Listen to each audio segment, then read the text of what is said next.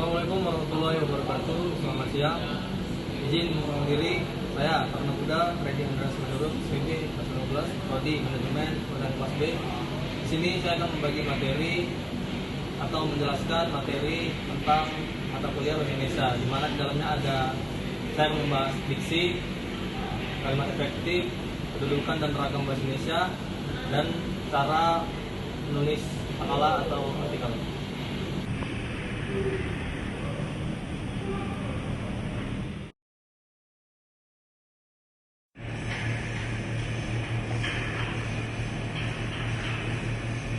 Diksi adalah pemilihan kata dalam penulisan yang berisikan makna yang sesuai oleh keinginan penulis.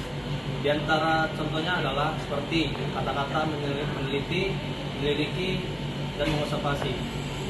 Kata-kata tersebut beda penyebutan atau penulisan, namun bermakna sama.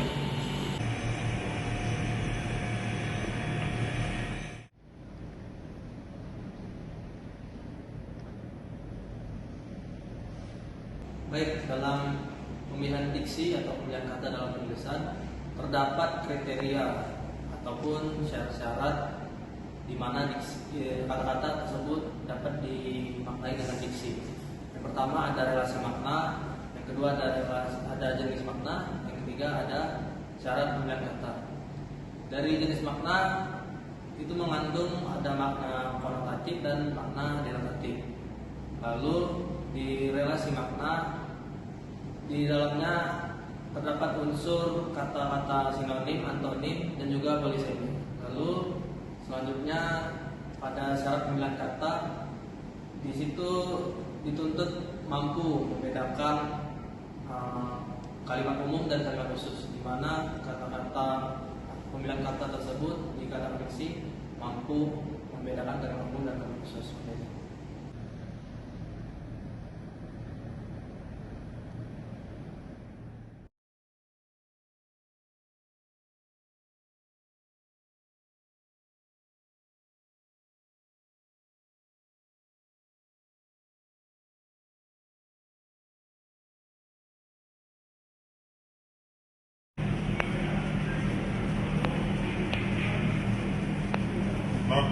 Selanjutnya ada materi tentang kalimat efektif.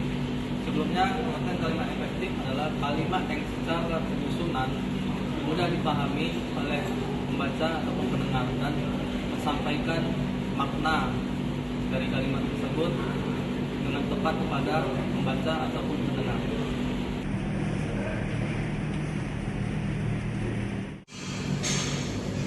Di dalam menentukan ataupun menerapkan kalimat efektif terdapat beberapa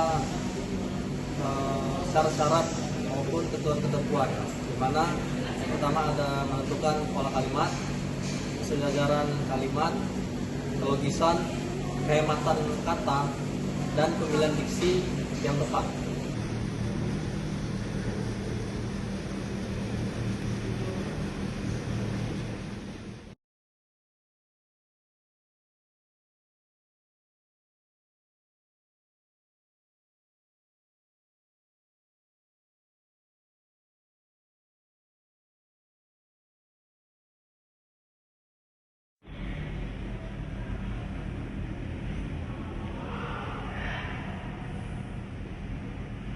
Nah, selanjutnya ada materi tentang kedudukan dan ragam bahasa Indonesia. Kedudukan bahasa Indonesia sendiri adalah sebagai lambang kebanggaan nasional, lambang identitas nasional, alat pemersatu bangsa, alat komunikasi, dan juga sebagai bahasa resmi negara, bahasa pengantar pendidikan, alat perhubungan nasional, dan alat pengembangan budaya dan iptek.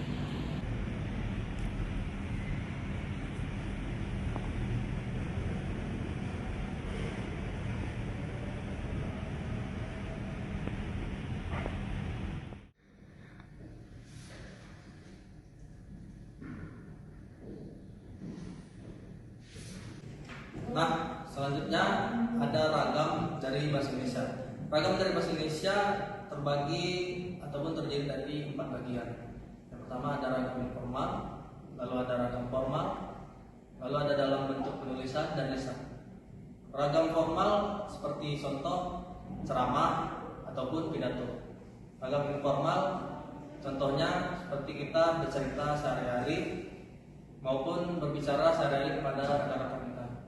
Lalu pada bentuk penulisan, dalam bentuk tulisan terdapat keunggulan dan kelemahan, di mana keunggulan dari penulisan yakni penulisan selalu didasarkan oleh fakta ataupun alat bukti yang valid.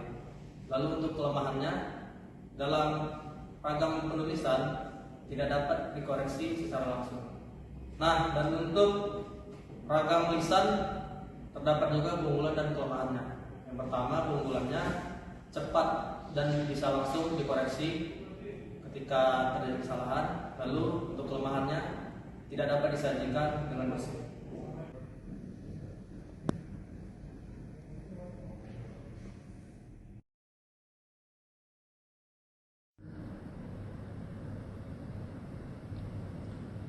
Selanjutnya kita bahas tentang materi cara penulisan makalah dan artikel.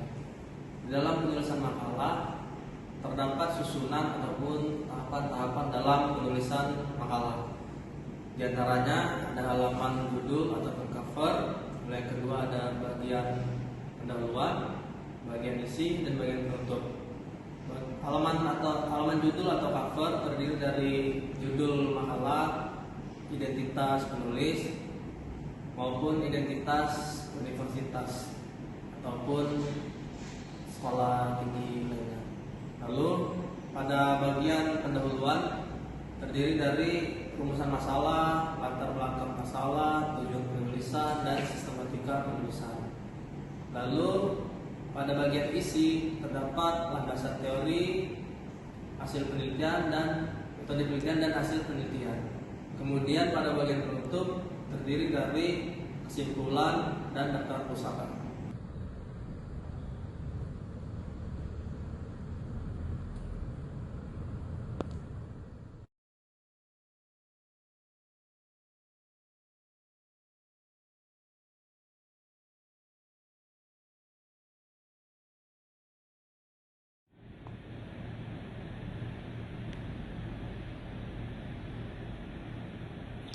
Kemudian kita bahas tentang bagaimana cara penulisan artikel.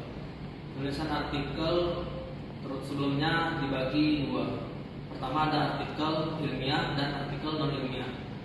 Artikel non ilmiah yakni berdasarkan dari pengalaman pribadi ataupun kisah-kisah dan yang pernah dipelajari selama kehidupan sehari-hari. Lalu kemudian ada artikel ilmiah, yaitu artikel ilmiah secara penulisan terstruktur dan disusun oleh penulis berdasarkan data-data ilmiah maupun meneliti sesuatu. Lalu kemudian di dalam penulisan terdapat susunan ataupun bagian-bagian untuk membuat suatu artikel.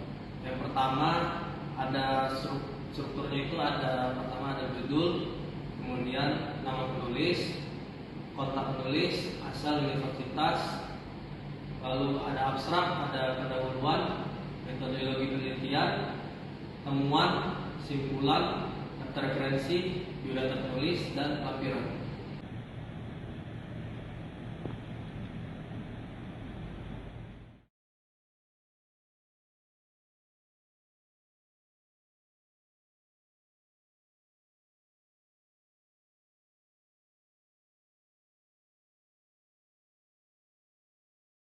Demikian hasil dari penjelasan materi perkuliahan bahasa Indonesia. Apabila ada kesalahan dalam penjelasan saya mohon maaf. Semoga pembahasan dari materi bahasa Indonesia ini dapat bermanfaat untuk pembelajaran di sekolah tinggi kedinasan maupun universitas lainnya. Saya akhiri. Assalamualaikum warahmatullahi wabarakatuh. Selamat siang.